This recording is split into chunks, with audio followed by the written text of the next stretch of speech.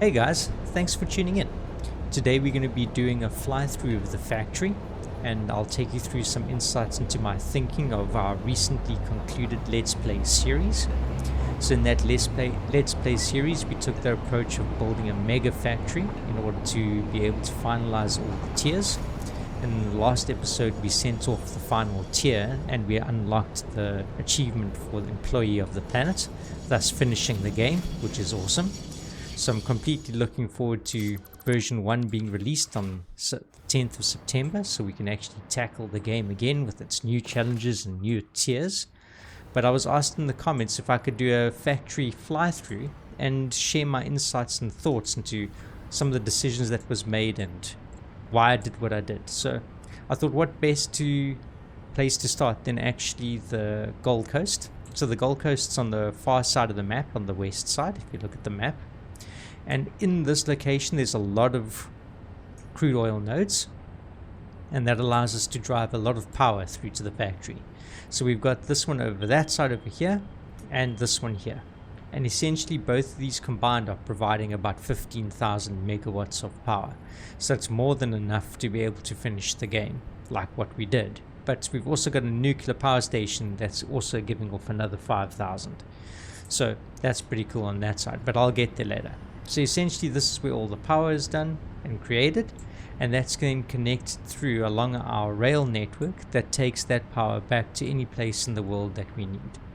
So this is just the first place where we actually sorted out all the power issues that we could potentially have, and then we could just carry on building. So this was a part and part process where we would actually come through. We did that area over there first for the power. Later on we did some more building after the coal plant. We did this section. Then after both of those I came back and we did that, and then after that we completed it with the nuclear.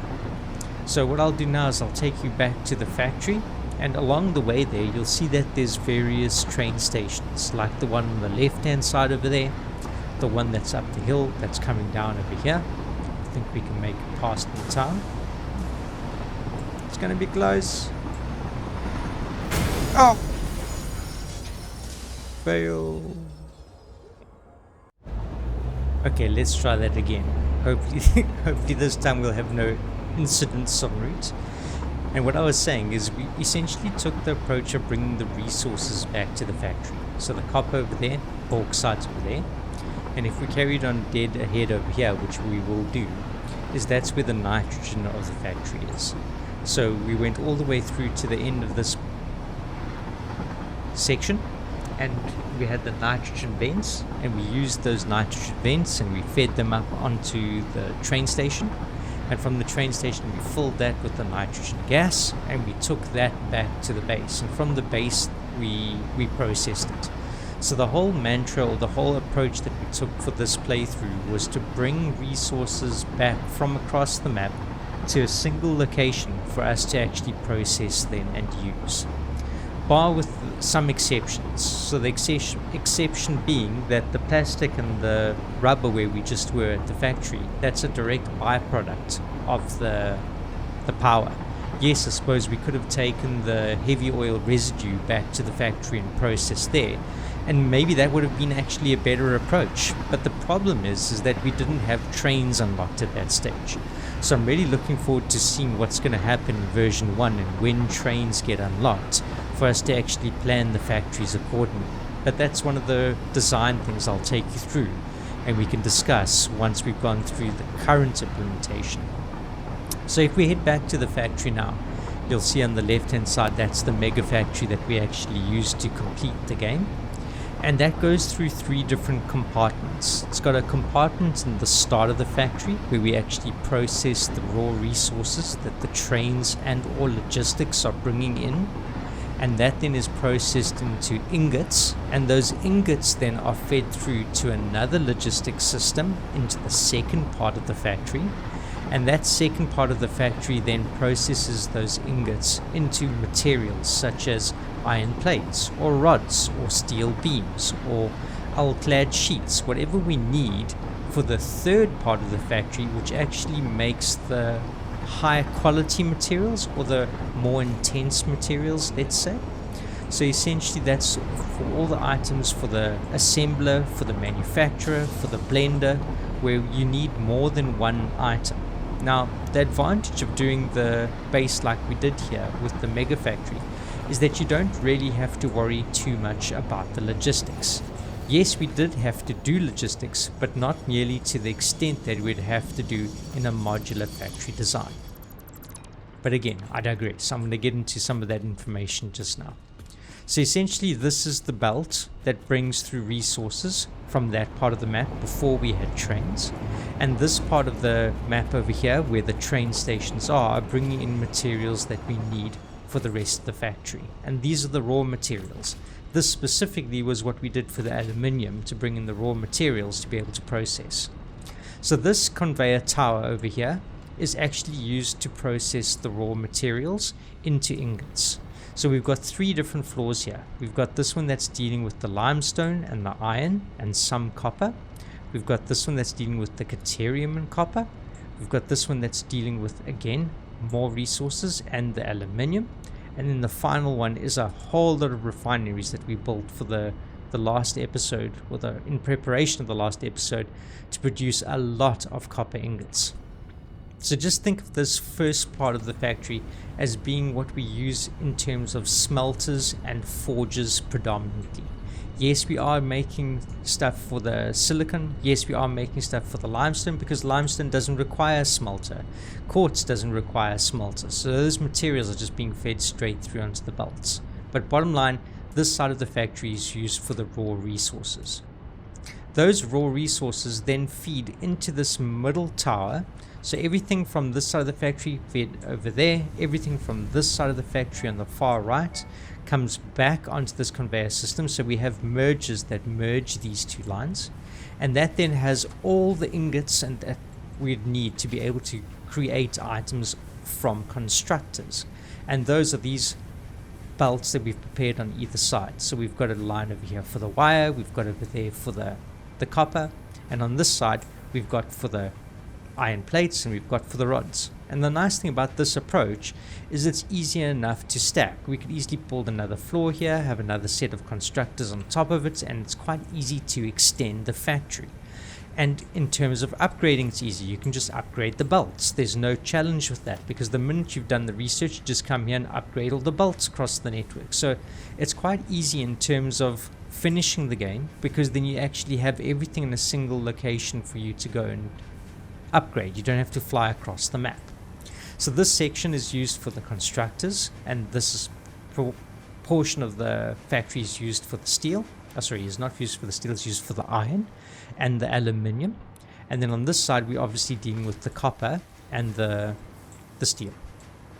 So that's what the process is happening here. And essentially, these are mostly constructors. We might have a couple of assemblers over this side, but as you can see, they're still dealing with the ingots, the raw resources. Those then all feed onto an outside bolt on either side, and again merge into a final T-cross for the 3rd section of the factory. And that factory has every item on every bolt, and the last bolt, or the very first bolt in the factory, depending on how you look at it, is actually a sushi belt that contains all the items that are being produced that require 2 or more other items. So everything on top here is from a constructor and or assembler that doesn't require 2 items, but these assemblers, for example, require 2 item types to produce an output. Those are what go onto the conveyor belt, the sushi belt at the bottom. Things like everything from the manufacturer to the assembler to the blender all go through to that final last belt.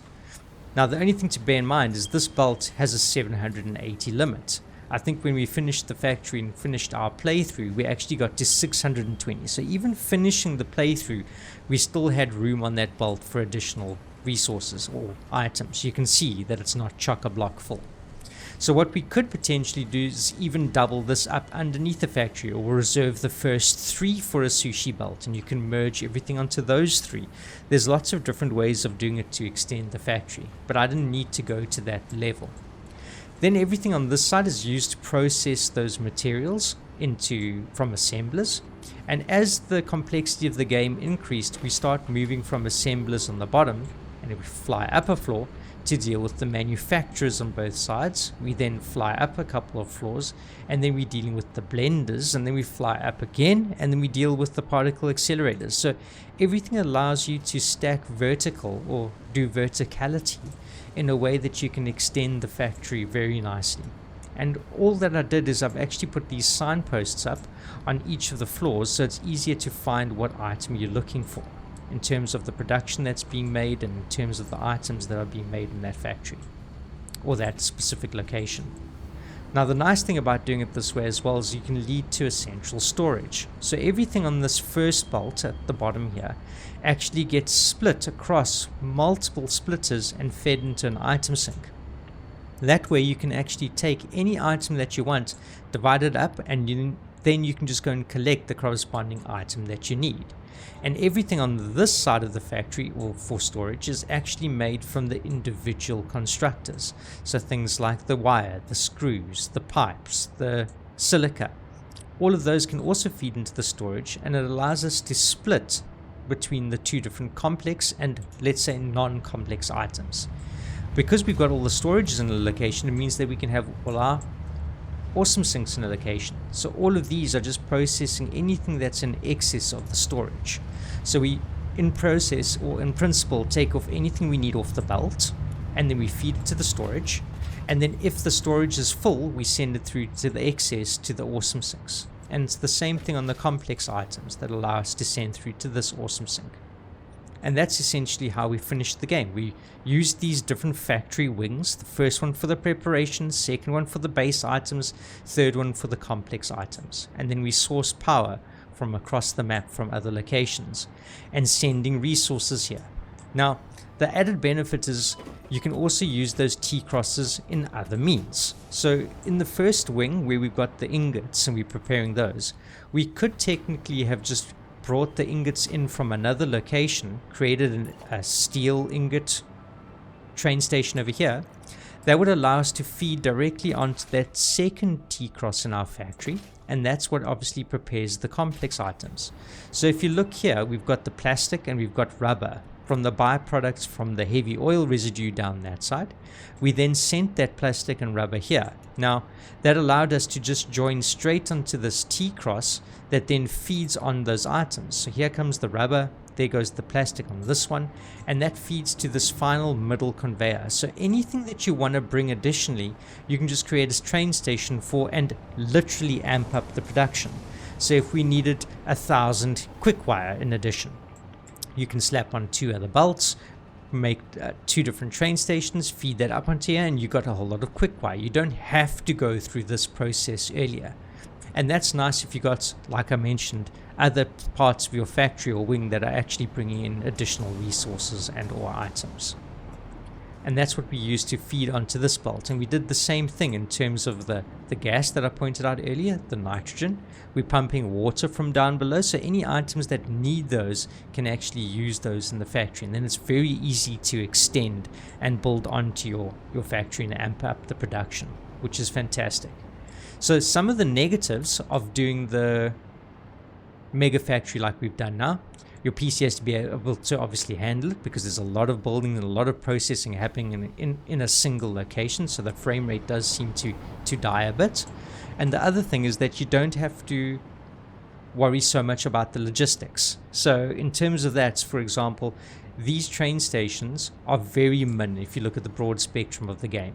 Let's say we were back at our storage and we had to have a train station for every single one of those complex items. So let's say you went and made a steel factory, and in that steel factory you were making beams and pipes. Then you had to make another one for the encased beams. Then you had to make another one for stators, another one for motors. You can imagine you'd have a lot of factories spread around the map, and you'd need a lot of train stations corresponding to actually have a central storage, because each of those would have to bring back the locations or to a central location. So you'd not have only 4, you'd have a train station for each of these items, which is over 40 or 45 different train stations, which is actually pretty crazy. So depending on how big you want to build and how you want to structure it and how you want to organize the logistics in your factory, that's just a planning thing of what you can do. My objective for this game, or this playthrough, was to just finish the game, because I've got a lot of hours in the game. I was very excited to actually join you guys, or have you join me on the trip, so that I could actually be motivated to finish the game, and that was fantastic for me, and that's what kept me motivated to be able to go through and to finish. So it was really nice from that perspective. And I also wanted a quick way, or a quicker way, to help people finish the game. So an example is, we've got all those items that are stacked on those belts over there, and you can see, to get the nuclear factory up and going, it wasn't that bad, because we had all the items that we could bring down from our corresponding logistics network and feed it to the nuclear. Again, you can imagine, if we did have separate factories, we would have needed 8, maybe 9 different train stations here just to come and bring the different resources that we needed, or alternatively have one train station being fed all the items from 2 or 3 or 4 different factories, and then offload and split them and get them from specific programmable splitters and organize those. And that's fine if you want to take that approach. It's just there's different pros and cons to doing a modular design versus doing a mega factory like what we did. But it met my needs. It was awesome to finish the game. It was really awesome to take you guys on the journey. I'm really looking forward to seeing what they do in version 1 in terms of bringing the trains earlier and reducing the requirements for the frames and the PCs and everything. So it's going to be really cool to see if we can possibly incorporate those a little bit earlier. Things I'd like to do in the next playthrough, I'd definitely like to focus on using the drone ports, because we never got to a phase where we actually needed to use the drone ports to deliver materials.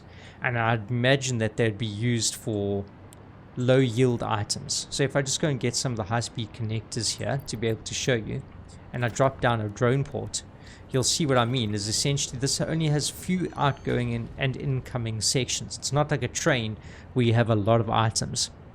So maybe, for example, a stacks of 500, stacks of 200, stacks of 100, maybe those are what should go on trains, and anything less than 50 goes inside drone ports. Things like your heavy frames, your cores, your turbo motors, all of those could be handled differently, or possibly with drones rather. So there's different rules that you can set up to get your logistics going. I just went with the approach where I'd be able to finish the game and to be able to help people finish the game as well. So that's my little analysis of everything that I've done. I'll leave you guys with a little fly through of the different factory floors in case you want to pause or go through it. It was a pleasure doing the series. Definitely looking forward to the next iteration and the next release. And yeah, I'll definitely catch you guys there. Enjoy the fly through, and I'll see you guys next time.